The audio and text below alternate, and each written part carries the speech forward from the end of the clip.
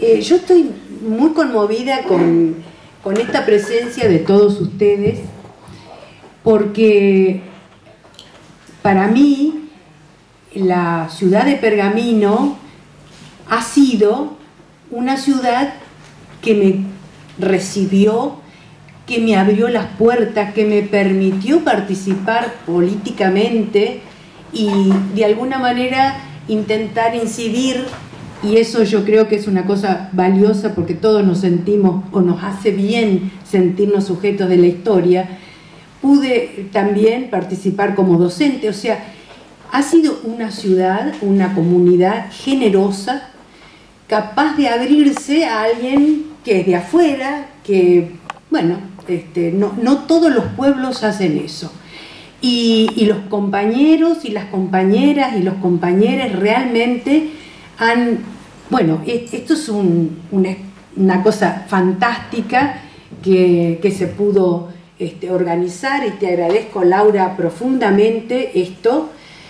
Agradezco al Pato García el poder, este ambiente tan... que realmente tan militante, porque el sindicato de correo está siempre en todos los actos, o en muchos por lo menos, así que esto en realidad es una deuda con la cual yo quiero devolver al pueblo de Pergamino estas historias, porque yo me sentí absolutamente capaz de participar y ser recibida. Eso, yo he pasado por distintos pueblos y les puedo asegurar que no todos son así. Entonces, este libro es una deuda con la militancia en el peronismo de Pergamino, y es una deuda con todas mis compañeras de militancia, porque uno veía que realmente la mujer se ha esforzado y bueno, le ha costado ocupar los espacios dentro de la estructura partidaria.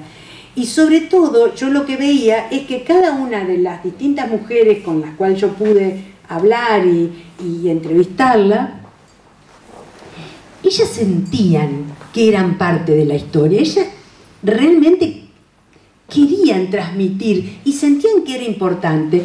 Y yo muchas veces hacía entrevistas a otros o a compañeros y no tenían esa fuerza que, como ellas armaban sus representaciones de lo que habían trabajado.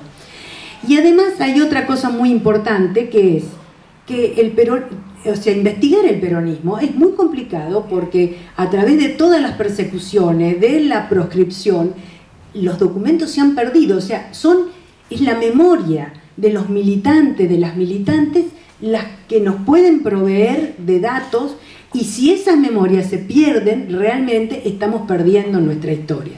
Por eso yo, enormemente agradecida y conmovida con las familias que me abrieron toda su historia familiar, y acá veo perdón que no la saludé en el momento, a la familia de Otero Pavicic, la familia de Quintero, la familia, bueno, de Bolima y de García, la familia de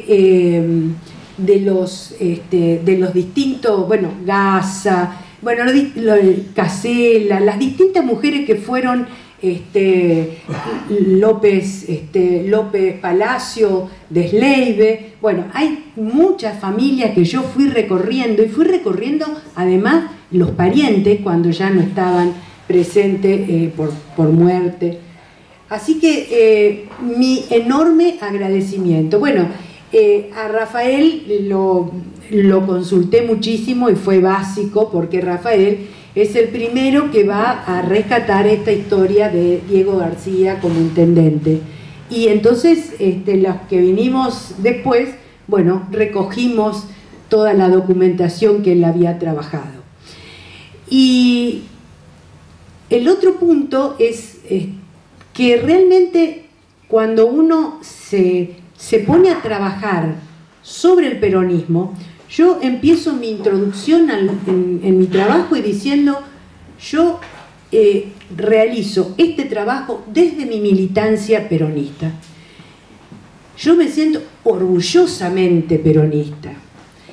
Y eso a ciertos académicos les resultaba sorpresivo, que yo marque que lo hacía desde el peronismo, porque es como que queda que uno ya está como definiendo las cosas desde, me estoy corriendo de la objetividad. En realidad la objetividad no existe, nosotros somos sujetos y toda la construcción del dato se construye, nosotros interpretamos. ¿Y desde dónde interpretamos? Interpretamos desde toda la construcción ideológica que tenemos.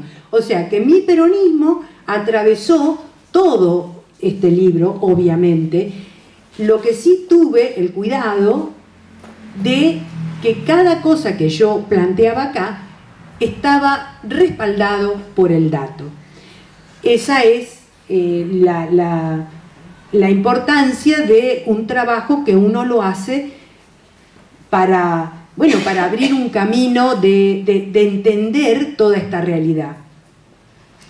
Y cuando yo planto esta ubicación, a ver, ¿desde dónde yo entiendo el peronismo? Acá hay una cosa que uno tiene que marcar, que es, el peronismo ha sido muy denostado y académicamente con mayor razón. El peronismo trataron por su carácter popular, por su carácter antiimperialista, por todo ese planteo de una nueva democracia participativa, ya no representativa, sino el pueblo dialogando con sus líderes, el pueblo interpelando a sus líderes, porque siempre las derechas han tratado de plantear los líderes como algo perverso, que manipula, que maneja, y en realidad, y esto es lo que uno a través del estudio llega a la conclusión, el partido peronista, tan denostado, como decían Eugenia, siempre planteado desde el autoritarismo, o sea, los líderes que bajan permanentemente a sus seguidores cada uno de las cosas que tienen que hacer. El peronismo se ha caracterizado por un riquísimo conflicto, o sea, el conflicto ha atravesado permanentemente el peronismo y cada uno de los militantes ha buscado resolver según sus prácticas, según sus criterios, pero siempre en esta etapa lo que sí se mantenía era la lealtad a Perón y a Eva Perón, pero por bajo de ellos era una lucha muy dura. Y ese conflicto le da una riqueza de participación al partido que rompe todas estas afirmaciones, porque, por ejemplo, uno que realmente marcó a fuego estas posturas negativas sobre el peronismo fue Gino Germani, que fue el creador de la carrera de sociología en la Argentina. Gino Germani hace todo un estudio muy profundo, estudiando todo el tema de las elecciones y los distintos participantes, y llega a la conclusión que quienes adhirieron al peronismo eran esos primeros migrantes que venían del interior, pero que traían una estructura, una matriz de pensamiento bien patriarcal. Entonces, la figura de Perón figuraba como ese patriarca, ese patrón, venía a reemplazar el patrón que ellos habían tenido. Bueno, eso fue absolutamente criticado por los mismos discípulos de Gino Germani. Y la realidad, esto de cuando uno achica el enfoque y entonces se acerca a los protagonistas y los mira desde sus propias voces, vos te das cuenta que cada uno de los dirigentes de acá, locales, fue construyendo un peronismo de acuerdo a sus aspiraciones, a sus criterios y a sus convicciones. Y hubo dos grandes, que eso lo desarrollo en el primer capítulo, hubo dos grandes grupos formados, por un lado dirigidos por García y por otro lado dirigido por Bolima, estaba entre ellos, Musacchio, que era el secretario de la CGT, era O'Brien y otros. Pero en realidad no era un problema de clase, de profesionales contra los obreros del laborismo, no, porque había obreros en ambos grupos y había pocos profesionales. Cuando ingresa Guillermo Bolima le dicen, este es el primer profesional que tenemos. Bueno, todos los demás eran obreros. ¿Qué era? Estaban luchando por un poder hegemónico entre grupos de sindicalistas. En general, por ejemplo, Musacchio era de la Unión Ferroviaria, que era un gremio importantísimo. Cuando los obreros del ferrocarril iniciaban una huelga, paraban el país. En cambio García era mozo, y los mozos, bueno, no paraban el país, a lo sumo te dejaba de tomar el café, y más de eso no pasaba. Pero García pudo tejer una serie de articulaciones a nivel local, provincial y nacional, porque hace un enorme trabajo con Eva Perón y con Perón, y cada uno jugó sus propios poderes. Uno con las redes que había armado a nivel político, y Musacchio sosteniendo el tema de la fuerza de la CGT. Las mujeres, ¿cómo? Bueno, un aporte que yo hago en este trabajo es, yo miro, por eso se llama género y política, porque yo voy a analizar este trabajo de relación entre los varones y entre las mujeres, y las voy a analizar desde la perspectiva de género. El género organiza las relaciones en una sociedad, y como organiza, según las diferencias de sexo, ¿no? Y como organiza, por supuesto, ahí se da la lucha de poder, o sea, es el lugar primigenio donde se discute el poder. Este libro lo que hace es juntar y relacionar la militancia femenina con la militancia masculina, porque la mayoría de los trabajos estudian la militancia femenina por un lado y la militancia masculina por otro, y en realidad siempre han trabajado dos juntos. Además, si hay algo que caracteriza el peronismo, son esas parejas políticas que se ponen espalda contra espalda y enfrentan el duro enemigo, que es el imperialismo y las oligarquías. No tenemos cualquier enemigo, tenemos los peores enemigos. Entonces, en este primer capítulo yo explico, bueno, cómo se daba el peronismo en Pergamino. En el segundo capítulo lo que yo explico son esas primeras formaciones.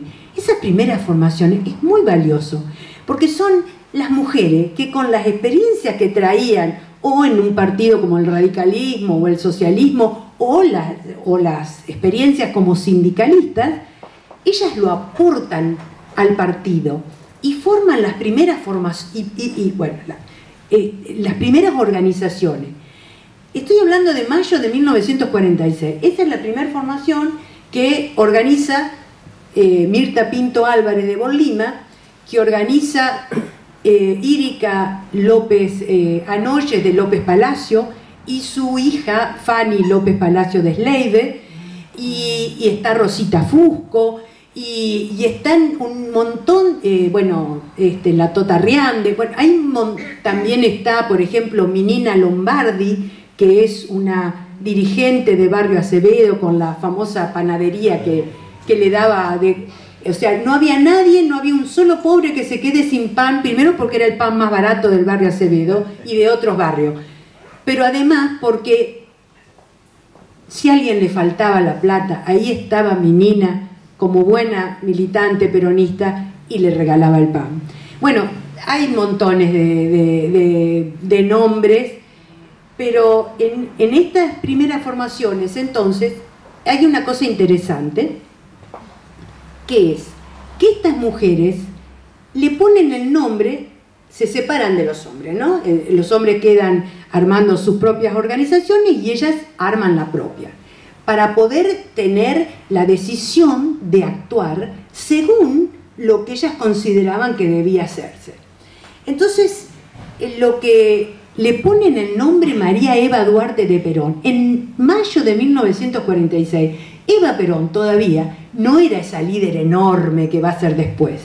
O sea, lo que estamos viendo, que son las mujeres las que toman y le dan el liderazgo. No sé, yo podría decir como eso, como en las cruzadas cuando te ponen en el hombro, bueno, voy a abandonar las películas, pero es más o menos así, cuando te ponen en el hombro y entonces te nombran caballero de tal... Bueno, acá las mujeres de Pergamino nombraron a Eva Perón como la líder de toda la organización femenina. Y es muy temprano porque cuando Barry va a hablar sobre estas primeras formaciones, ella va a decir que, bueno, aparecen a principios de 1947, pero estas están en 1946. O sea, Pergamino va trabajando desde la vanguardia en conformar estas organizaciones. ¿Y qué hacen? Bueno, y acá ellas recorren los barrios y van tomando los datos de las distintas familias, los barrios pobres. Ella con el centro no tenían nada que ver, eran los barrios pobres. Y entonces recababan todas las necesidades, anotaban en un cuadernito cada una y después volvían y entonces trataban de articular entre el gobierno municipal, el provincial y el nacional, y buscaban encontrar alguna respuesta a esas necesidades. Pero otra cosa muy novedosa que tuvo estas primeras organizaciones convocaron a las dirigentes sindicales y a distintas sindicalistas. Una, la que va a hablar en el primer acto femenino, que va a ser el 23 de septiembre de 1947, cuando Perón le entrega a Eva Perón el texto de la ley donde se reconocen los derechos políticos. O sea, en el mismo día, Perón está en el balcón entregándole el texto, y acá, en la Plaza Merced, un montón de mujeres, todas chicas jóvenes, con las pancartas de su fábrica, por ejemplo, la fábrica de Cerda o la fábrica de alfombra, que eran todas fábricas que empleaban mujeres, con cartelitos hechos por ella.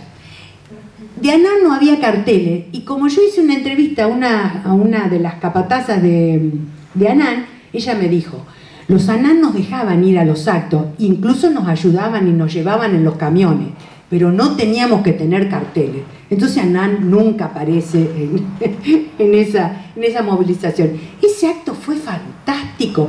Llenaron la Plaza Merced, 1946.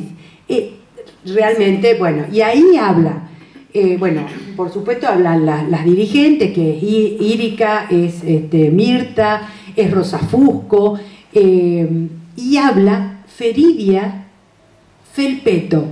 Y su hijo, bueno, fue el que me dio muchas noticias de su mamá, que era una gran oradora. Pero él tenía los discursos, pero la inundación del 95 le llevó todas esas cosas. Bueno, así que nos perdimos la voz de Feridia, pero nos queda el diario La Opinión. El diario La Opinión era lo más antiperonista que puede existir, y existe y seguirá existiendo, porque bueno, un karma nosotros.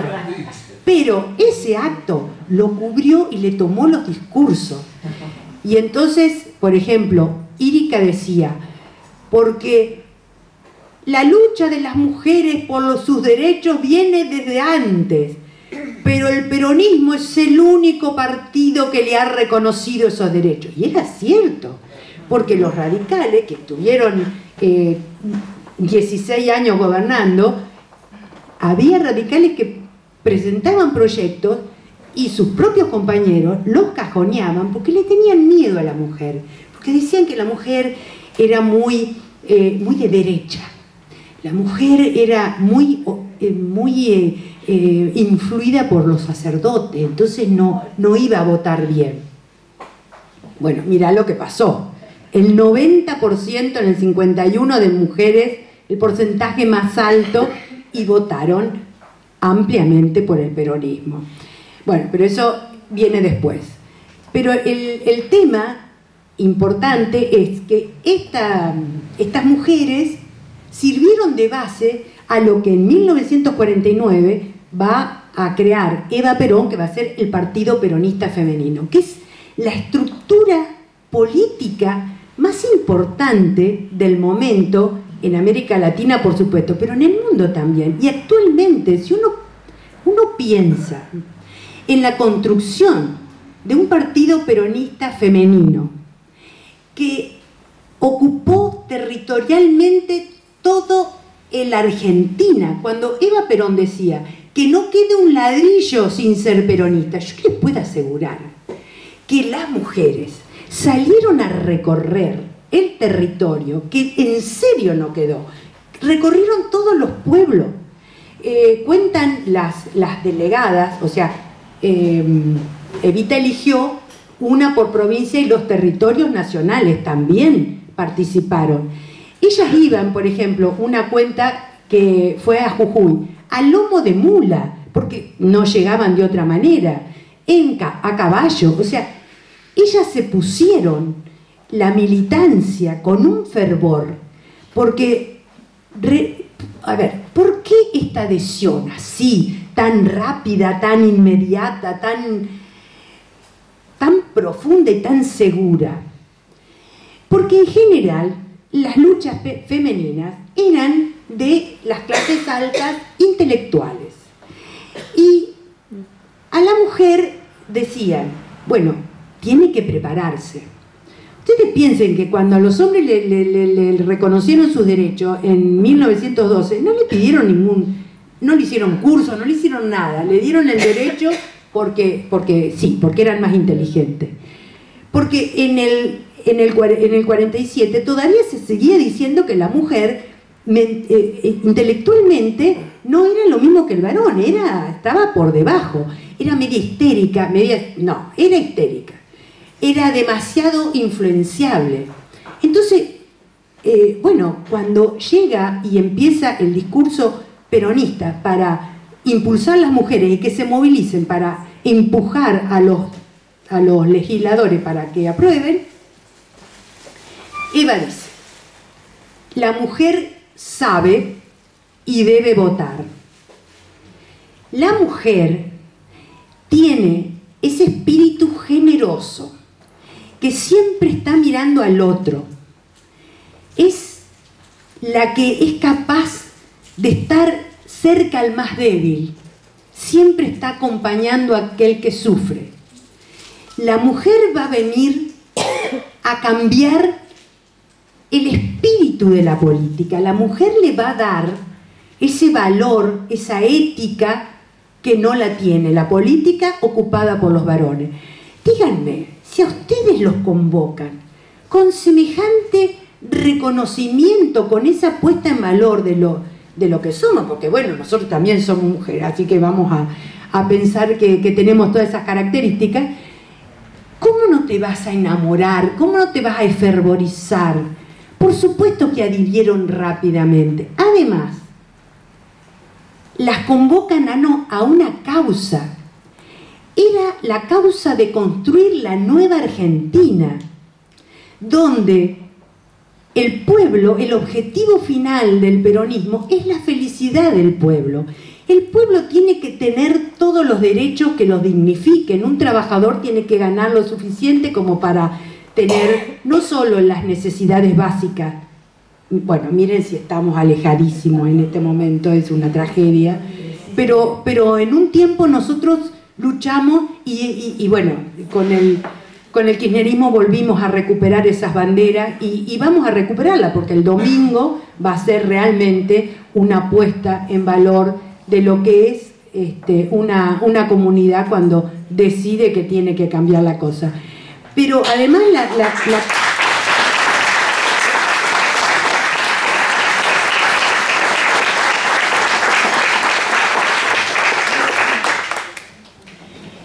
a mí lo que más me emociona, me conmueve, es esto de que le dan a la mujer el poder de actuar sobre la sociedad y resolver distintos problemas, desde el precio de los productos para evitar el agio, y acá hubo muchos negocios que los cerraron y le pusieron un cartel enorme que los acusaban de agio.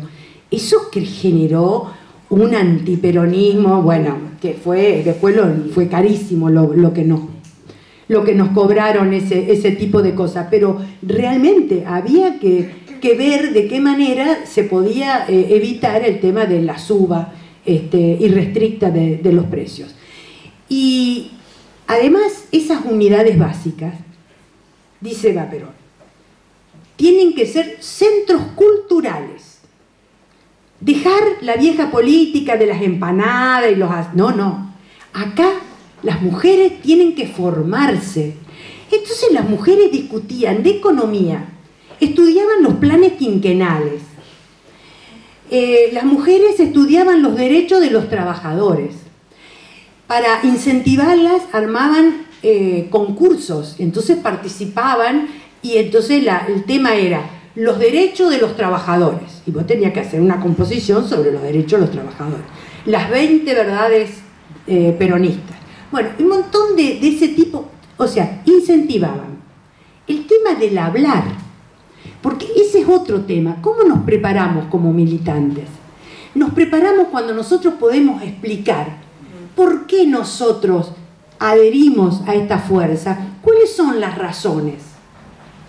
Y con eso rompemos toda esa cantidad de diatribas y de... Bueno, Gino Germani yo lo tengo ahí siempre. Este tema de pensar en los peronistas como esas dóciles ovejas arrastradas por los líderes. ¿Qué dóciles ovejas? Era un conflicto, unas peleas terribles, pero además estudiaban. Hay una cosa fantástica que a mí realmente, bueno, yo vivo emocionada, pero eso no importa. Cuando yo le hago la entrevista a Rosa Giles de Quintero, ella me muestra un escrito. Dice, yo quiero hacer mi historia, pero yo hice nada más que 4º grado. Y mirá la letra grande que te decía, una letra que ocupaba muchos renglones. Y entonces yo me pongo a leer y así ella empieza su historia hablando del peronismo y explicando qué es el peronismo. El peronismo busca, no se puede, es un sentimiento. Dice, bueno. Y yo después, leyendo los discursos de Eva, había aprendido de memoria el discurso de Eva y lo había escrito y era el inicio de su historia. Fíjense cómo estudiaban, porque por supuesto leían La razón de mi vida y sobre todo se paraban frente a un micrófono y hablaban y tenían que seducir y tenían que convencer. Por eso digo, es todo un trabajo que cuando uno escucha las críticas que le hacen al peronismo y a los militantes, realmente uno siente una indignación. Yo por eso cuando me ponía a estudiar los libros, qué sé yo, de Plotkin, de Alperindón y de Cabarós, bueno, un montón yo decía, pero por ejemplo, Plotkin dice que las movilizaciones estaban llenas de borrachos y no pone ningún dato a ver en qué movilización estuvo, cuándo fue, nada. ¿De dónde sacó ese dato? De La Nación. Bueno, ese es uno de los historiadores que son, están allá en los altares de los otros, no los nuestros. Bien, ese es el segundo capítulo. El cuarto capítulo, yo planteo acá las unidades básicas mixtas. Y esto es una definición mía, ¿por qué? Las unidades básicas mixtas estaban formadas o se organizaban en la casa de familia de los militantes. En cada barrio había una familia peronista que no tenía plata para alquilar un local y entonces armaba una unidad básica en su casa. Pero fíjense la generosidad, porque hay algo más difícil que vos compartas tu privacidad. Viste que a todos nos gusta tener nuestra casita y... No, la casa era una unidad básica, así que imagínense los vecinos paseando, a cada rato entrando con algún problema, alguna cosa, las reuniones. Y les pongo mixta porque está, por supuesto está el marido, los hijos, la mujer, y entonces se hacía una comisión entre los vecinos, era muy democrática, una comisión entre los vecinos, pero también estaba la comisión femenina. Entonces se dividían las acciones. Todavía estamos en plena sociedad patriarcal, entonces, bueno, los cambios todavía falta para esta década del 40 y del 50. Entonces, las mujeres, también los hombres, no los voy a separar porque no es así, pero ellas prioritariamente se encargaban, bueno, hacían todo el tema del recorrido social, digamos, para encontrar las problemáticas del barrio, pero es importante que era la misma gente del barrio que buscaba las problemáticas de sus vecinos y le encontraba alguna respuesta articulando con lo municipal, con lo provincial y con lo nacional. Y bueno, por supuesto que afiliaban.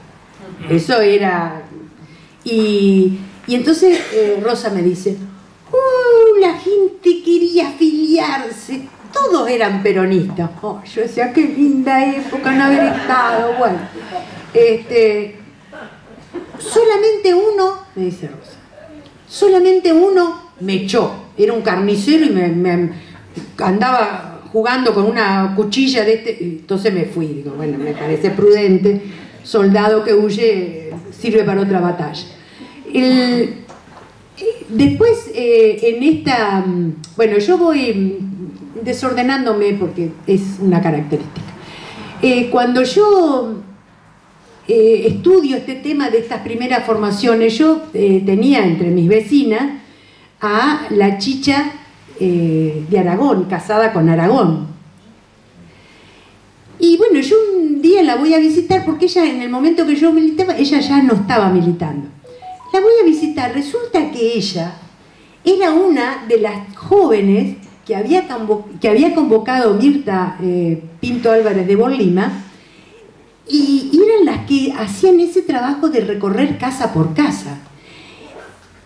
Y a mí me mostró, o sea, su memoria me enseñó cómo funcionaban esas organizaciones que eso no quedó en el papel, eso lo tenía que contar alguien. Y lo mismo, este tema de las unidades mixtas, ahí yo tomo 3, no tengo muchas, bueno, porque siempre yo no trabajo en equipo, yo trabajo solita y bueno, esto lleva años hasta que lográs más o menos juntar los datos. Entonces ahí tomo el caso de Rosa Giles de Quintero, esposa de Muncho, Catola, esposa de Toya Quintero, y tomo a Juana Vascovich de Pavicic, la mamá de Carmen Pavicic, que tenía una unidad básica en Benítez y que ella, Benítez dice, tiene 300 habitantes. Nuestra agrupación de mujeres tiene 50 socias. Digo yo, imagínate qué éxito poder... Bueno, y le escriben una carta a Eva Perón diciéndole necesitamos el escudo, las banderas. y Eva le trae todo eso y adornan esa unidad básica. Lo que pienso como cierre es que en esta militancia política las mujeres pudieron y lograron sacar lo mejor que tenían de sí, las características más ricas. Por ejemplo, Rosa se sentía un poco más en algunas cosas, bueno, era su marido y era el que articulaba y el que iba al partido. Ella también iba, pero él hablaba. Pero yo, dice Rosa, me llamaban para dar discursos. En cambio, Buncho no hablaba. Y como esas, las mujeres iban encontrando en esa práctica política un lugar, un espacio donde ellas podían mostrar sus mejores características, que a lo mejor no eran tan valoradas ni en el espacio de trabajo, ni en su familia, pero ahí, en la política, ellas se sentían realmente elegidas. Entonces, uno ahora entiende por qué esta derecha perversa lo primero que hace es menoscabar la política. La política es corrupta, la política es nefasta, es sucia. Sí, en la política hay conflictos, pero los conflictos tienen que dirimirse de alguna manera, porque el conflicto también es un problema. El conflicto implica un obstáculo importante para la gobernabilidad. Perón y Evita vivían diciendo, porque lo importante es la unidad. Y lo repetían tanto que un historiador dice, tanto lo repetía que se ve que no le daba tanto éxito a la cosa. Pero bueno, el tema es que entonces en este entender la política, bueno, y los que militamos sabemos la cosa poderosa que uno siente en la participación, que puede ser no solo en la política, también puede ser en una cooperadora o en cualquier lugar donde nosotros podemos incidir y de alguna manera aportar. Realmente ese es el lugar que nos da esa fortaleza y ese sentirnos sujetos de la historia.